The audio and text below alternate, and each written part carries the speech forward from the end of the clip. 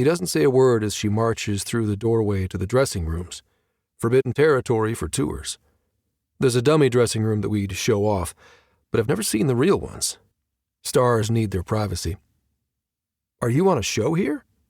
I'm in the news division, and I rarely watch the other daytime or primetime fare the station churns out.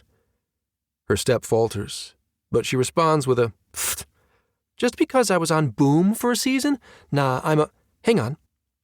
She opens the door to an office and reaches under the cushion of a chair.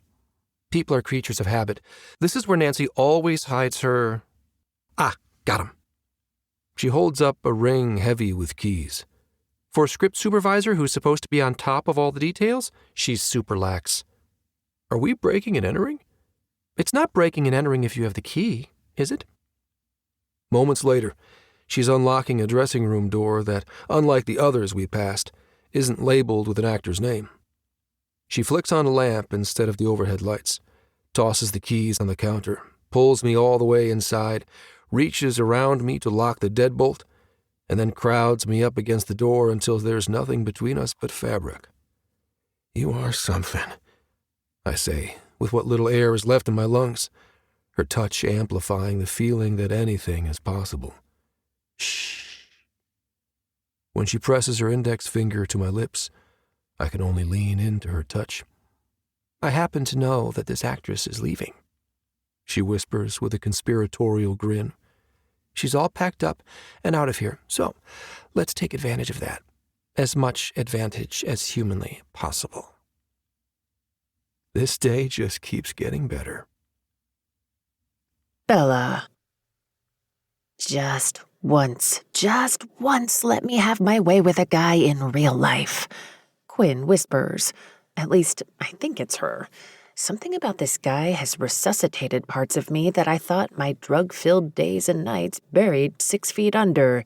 But I'm aware of every inch of my skin, of heat building in my core, of the need to be touched, simply being held by... Wait, what's your name? He grins. I wondered if you were ever going to ask. How? I stop his lips with mine before pulling back to say, let's just keep it to first names. He frowns, so I add a brow waggle. More fun that way. That's what I want. No, deserve right now. Pure fun, simple desire to enjoy the physical pleasures of sex while completely sober, which would be a first, Quinn notes. Banishing that thought, and all thought for that matter, I unbutton his coat and press my breasts against hard pecs. Strong hands glide down my back. When they stop inches above my ass, I grind my hips into his. Before he can ask or say anything that might break this spell, I cover his mouth with mine again. This time, slightly chapped lips open to give me room to roam. Tug, devour. Then finally, he gives as good as he gets. When he breaks the kiss, panting, his light brown irises are almost entirely eclipsed by black-as-night pupils. Grasping both sides of his face, I whisper, I want more of whatever that was on the roof. Just touch me how you touched me when we were dancing, but with our clothes off. Can we just do that? No talking? I give him a few seconds before taking his silence as permission, then shove the sport coat off broad shoulders. He wriggles out of it while I unbutton his shirt, but before I get to the bottom, he stops my shaking fingers. Wait, how old are you? I can't help but roll my eyes. I'm in my 20s. Oh, same as me.